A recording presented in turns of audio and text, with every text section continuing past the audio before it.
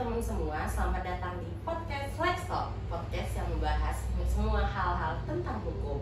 Sebelumnya, perkenalkan, namaku Faza Diva Azhara selaku mahasiswi Fakultas Hukum UNES yang akan memandu jalannya podcast kita pada siang hari ini.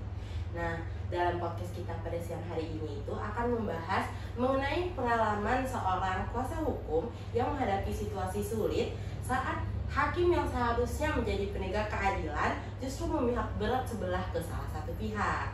Nah, narasumber kita pada siang hari ini yaitu Mas Naufal. Selamat datang Mas Naufal. Oke, terima kasih. Nah, untuk selanjutnya, jadi kalau teman-teman sekalian semuanya berpikir kalau sistem hukum itu sering dianggap sebagai ruang atau tempat yang adil dan objektif, tapi pada kenyataannya, nah, narasumber podcast kita pada siang hari ini yaitu Mas Naufal. Selamat datang Mas Naufal. Terima kasih telah meluangkan waktunya. Nah, jadi kalau teman-teman sekalian itu berpikir sistem hukum di Indonesia itu adalah tempat atau ruangan yang adil dan objektif, tapi pada kenyataannya seringkali juga itu pikiran kita terlalu kompleks atas apa yang telah kita pikirkan tersebut. Maka dari itu kita akan mendengarkan cerita dari Mas Naufal yang sudah profesional dan berpengalaman pada bidangnya. Jadi Mas Naufal ini akan berbagi pengalaman dan menghadapi hakim yang bersebelah ke salah satu pihak tersebut, Mas. Jadi mungkin saya mewakili pertanyaan dari teman-teman semua. Yang pertama itu, ada nggak sih Mas atau apa aja tantangan yang selama ini Mas Naufal atau LBH itu hadapi dalam menjalankan fungsi pengawasan terhadap peradilan di Indonesia gitu, Mas? Oke. Tantangannya? Iya. Tantangannya tentu banyak ya. Jadi mungkin saya mau sedikit ralat mungkin ya soal profesi sebagai kuasa hukum, karena sebetulnya kuasa hukum itu kan fungsi yang dilakukan oleh seseorang. Nah, siapa yang bisa jadi kuasa hukum? Salah satunya adalah advokat. Jadi saya secara profesi sebetulnya namanya advokat, bukan kuasa hukum gitu. Nah, advokat menjalankan fungsi kuasa hukum. Nah, tentu tantangannya ada banyak ya. Tantangan kami sebagai advokat itu kadang kita juga diasosiasikan sebagai seperti klien. Misalnya ketika kita menangani perkara terdakwanya adalah pembunuhan misalnya, jadi penasihat hukum kasus pembunuhan, maka kita dianggap sebagai orang yang menormalisasi pembunuhan. Atau ketika kita menangani perkara tipikor, tindak pidana korupsi, maka kita dianggap sama dengan koruptor. Nah, hal-hal itu tentu menjadi tantangan tersendiri ya dalam proses penegakan hukum yang selama ini kita laksanakan, dan macam-macam. Tinggal kita lihat perspektif tantangannya itu dari mana. Nah, itu dia jawaban dari Mas Naufal, teman-teman semua. Nah, mungkin di selanjutnya itu Mas Naufal bisa diceritain dalam keberhasilannya menyelesaikan suatu kasus perkara gitu, Mas. Jadi dari Mas Naufal sendiri atau di LBH Mas Naufal gitu. Kita nggak ada perkenalan. Iya, harusnya. Misalnya aku siapa, aku dari mana, nama lu bagian siapa, terus aku manggil kamu siapa. Dari mana? Oh, tadi pas lo bilang selamat datang Mas Naufal, gue perkenalan gitu. Udah gitu kan? Oh, jadi ulang kok. Masukinnya di mana? Soalnya ini pada hari ini kan kita 1, 2, 3. Nah, pada hari ini kita akan mendengarkan cerita dari Mas Naufal. Mas Naufal ini sudah profesional dan berpengalaman di bidang hukum. Nah, Mas Naufal boleh perkenalan terlebih dahulu. Oke, terima kasih teman-teman. Selamat pagi, siang atau sore ya. Kapanpun, tergantung kapan teman-teman melihat video ini tentu saja. Saya Naufal Sebastian ya, Mbak. Saya tentu saja karena seorang lawyer pasti sarjana hukum ya.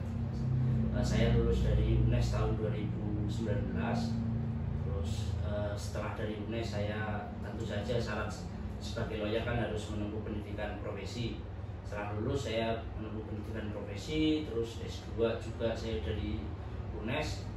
Nah, saya mulai berkenalan dengan profesi advokat sebetulnya jauh sebelum saya lulus kuliah bahkan.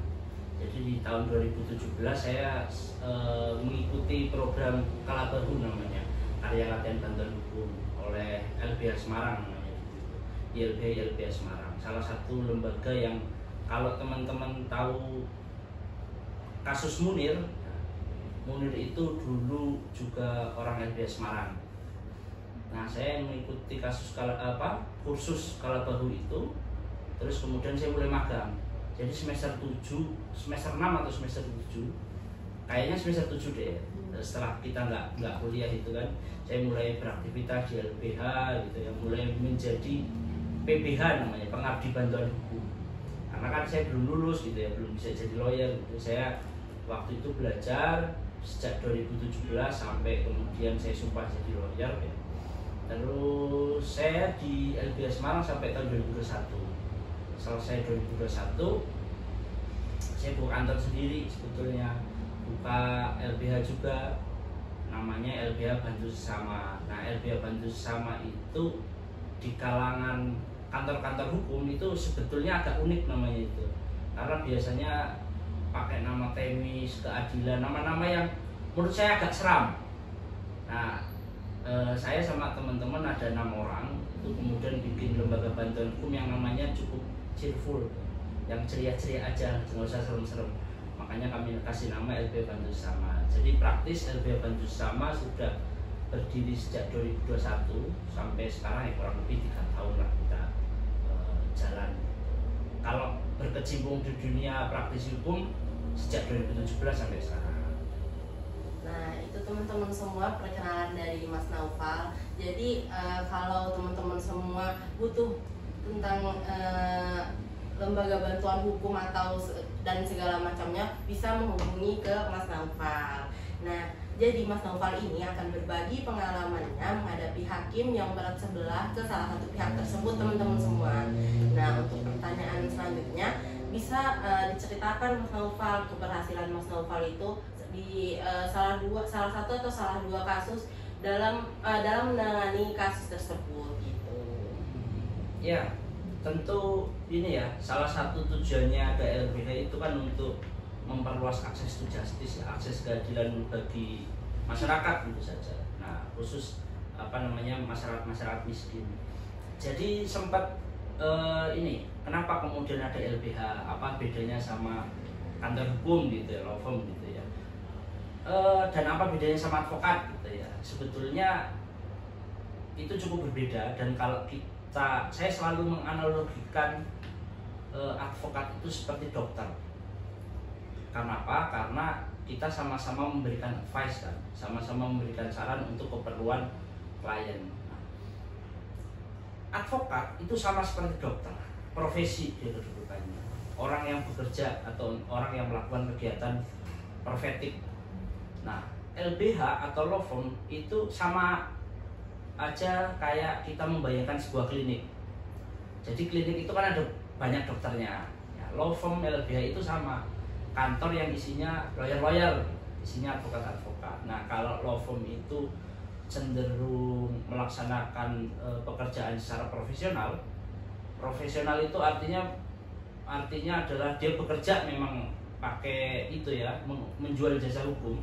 Sementara LBH dia memberikan jasa hukum secara cuma-cuma. Istilahnya pro deo pro bono. Dia secara pro bono, sehingga bantuan hukum cuma-cuma itu hanya diberikan pada orang-orang tertentu, misalnya orang-orang yang miskin dan buta hukum. Sama misalnya kita analogikan layanan kesehatan. Klinik tentu ada yang mahal, ya, ada yang memang dia mencari income dari situ. Tapi orang-orang yang nggak mampu, dia kan ada akses BPJS. Nah, layanan kesehatan itu diberikan oleh negara kepada masyarakat yang butuh, termasuk layanan bantuan hukum yang itu diberikan oleh teman-teman LBH. Nah, tadi pertanyaan di mana pertanyaannya?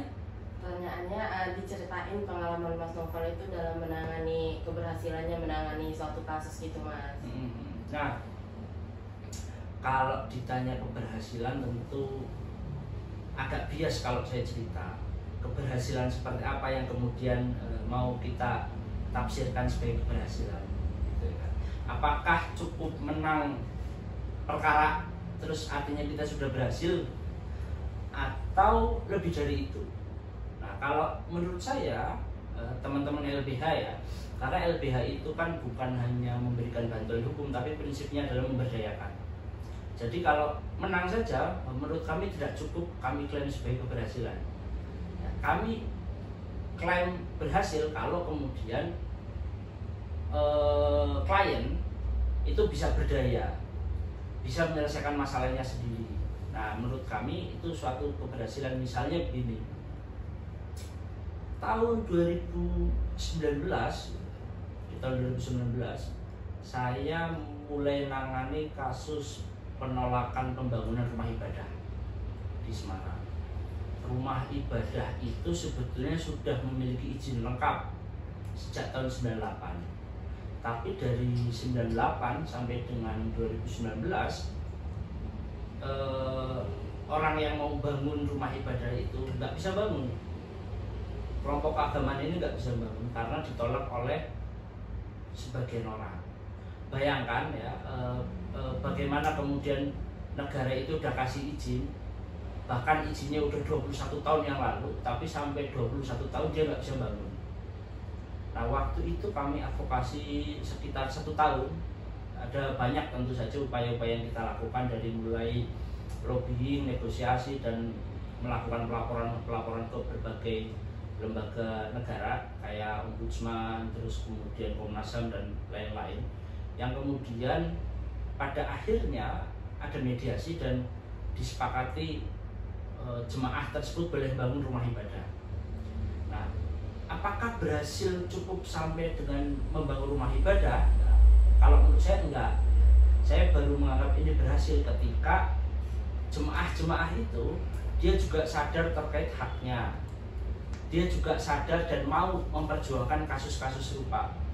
Nah, jadi begitu. Kalau saya baru bilang berhasil kalau kemudian klien kita juga berdaya, klien kita juga bisa menyelesaikan permasalahannya sendiri. Nah, terbukti kalau itu saya klaim sebagai keberhasilan, saya merasa berhasil karena rumah ibadah itu sampai sekarang itu digunakan untuk kegiatan-kegiatan sosial, digunakan untuk rapat-rapat advokasi bagi kelompok-kelompok keagamaan yang juga sama kasusnya nggak bisa bangun rumah ibadah atau nggak bisa dapat izin untuk bangun rumah ibadah.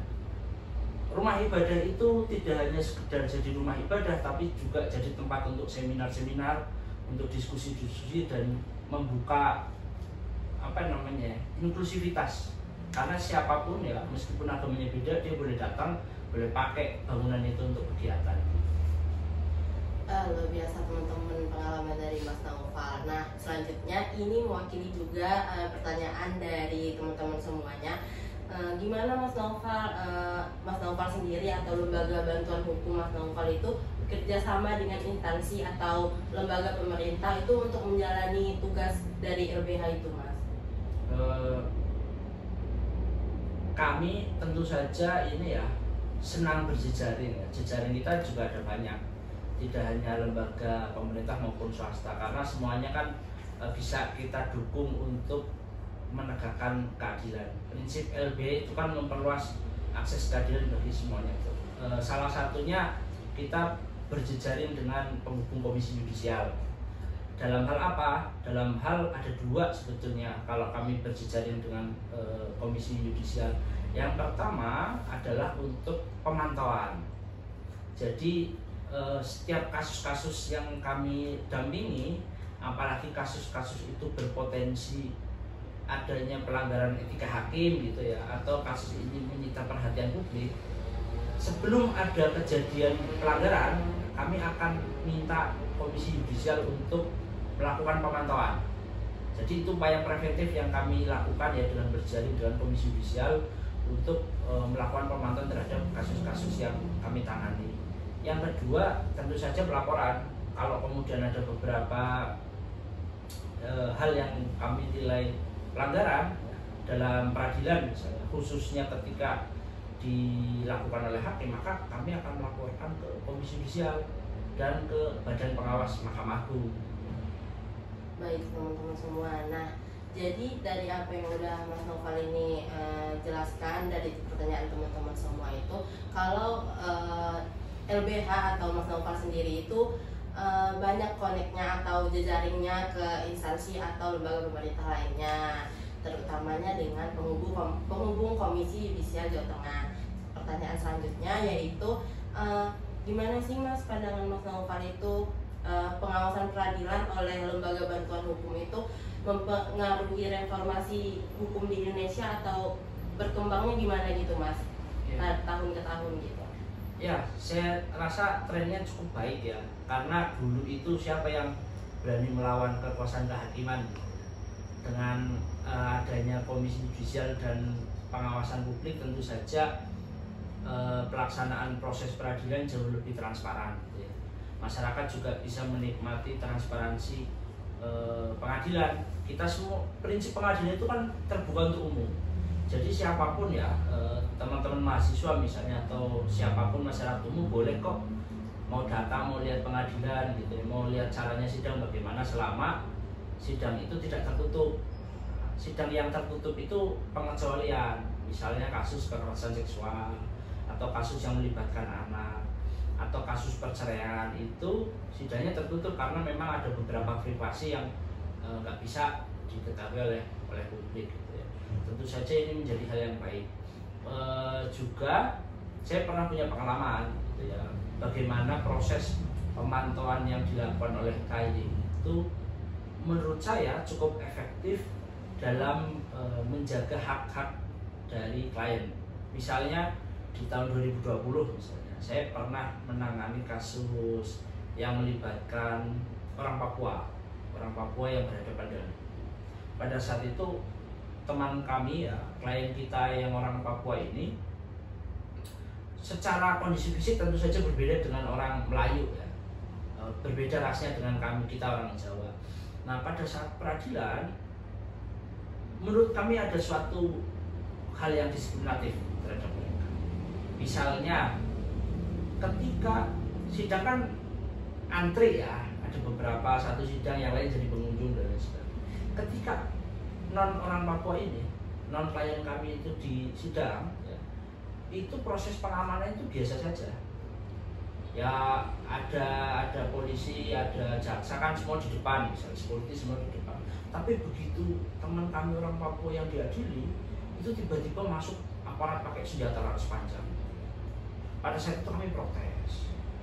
Kenapa kemudian ya ada polisi masuk, ya ada aparat pakai senjata laras panjang masuk ketika kami bersidang? Tentu saja itu bikin kami takut gitu ya.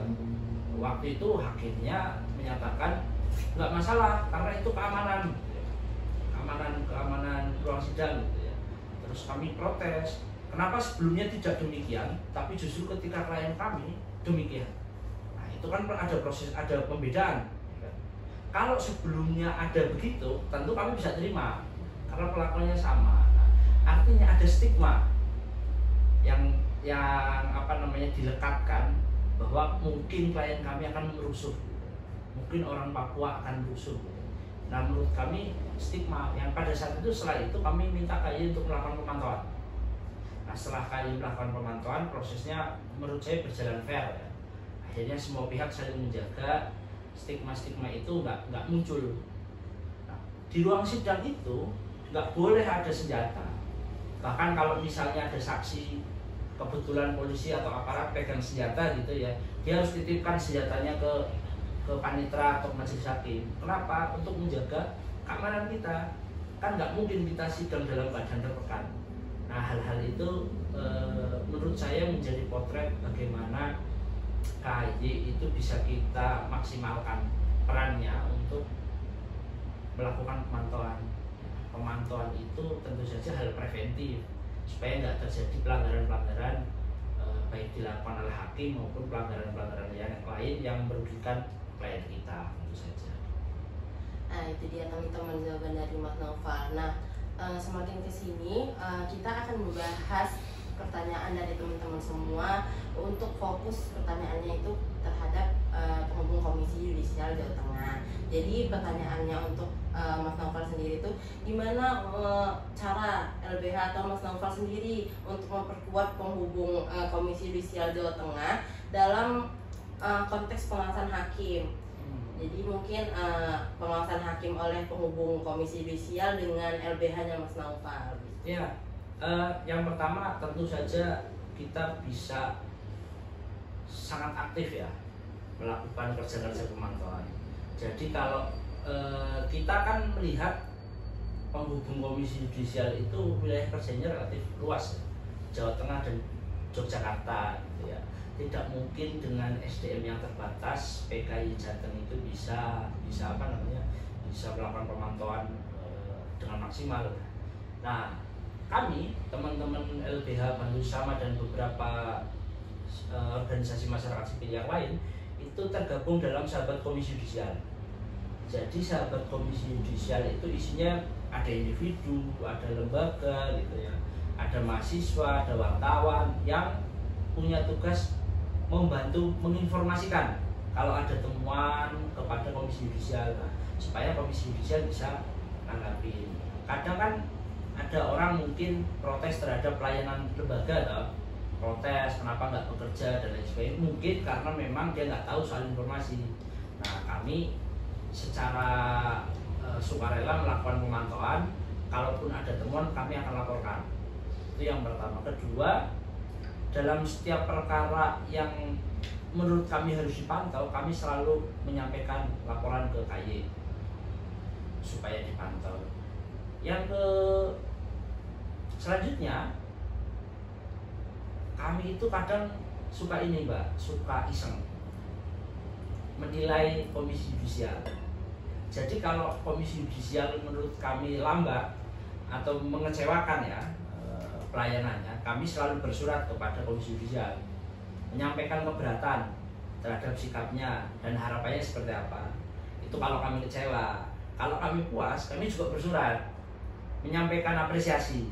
Nah, surat tanggapan-tanggapan itu kan kemudian menjadi bahan evaluasi ya bagi KY secara kelembagaan untuk memperbaiki sistem yang buruk menurut masyarakat diperbaiki, yang sudah bagus berarti bisa ditingkatkan lagi sama Komisi Yudisial gitu.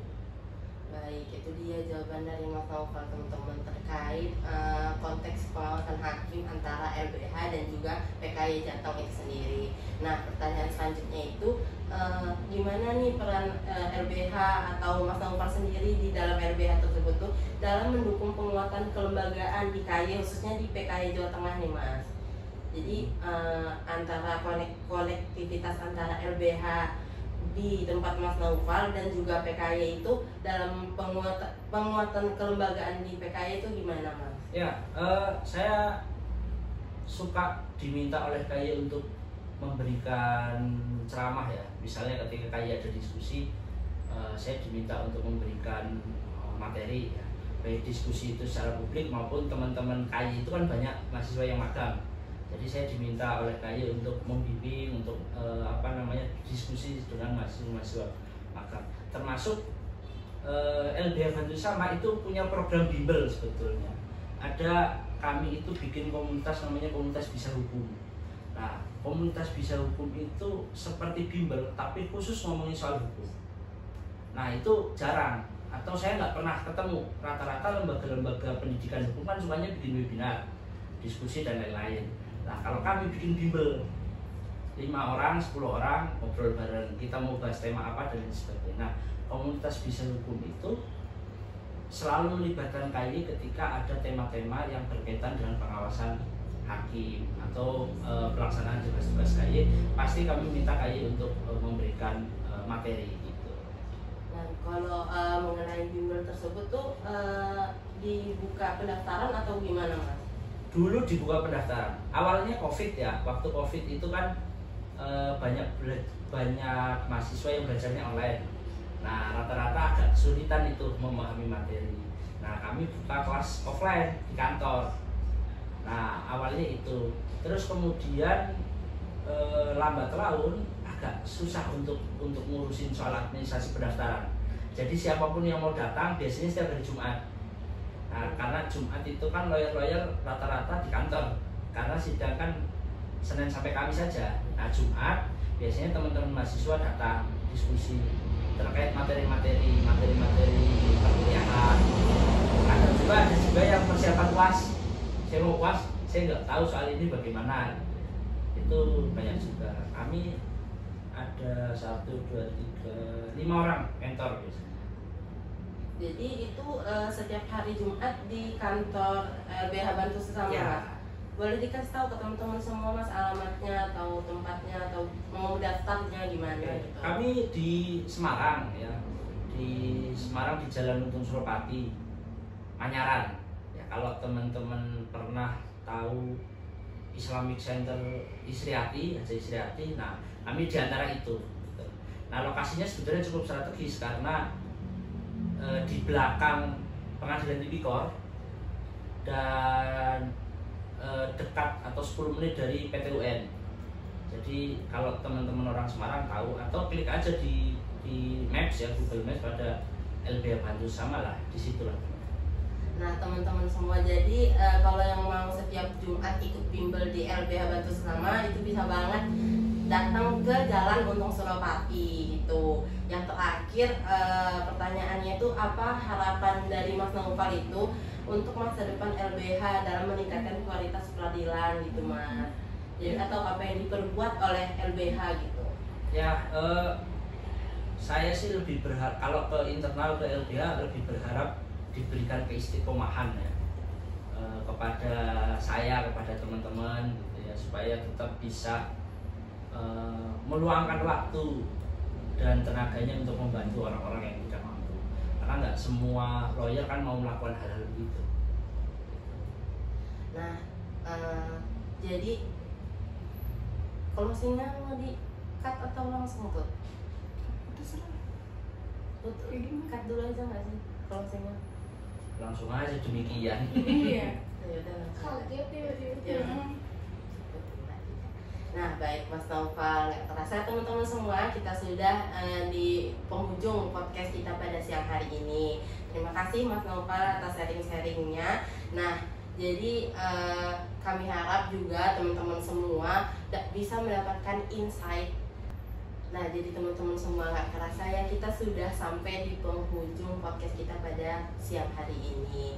Dan juga kami berharap pada teman-teman semua bisa mendapatkan insight yang lebih untuk podcast kita pada siang hari ini bersama narasumber kita Mas Naufal. Mungkin cukup sekian untuk podcast kita pada siang hari ini. Sampai jumpa teman-teman semua.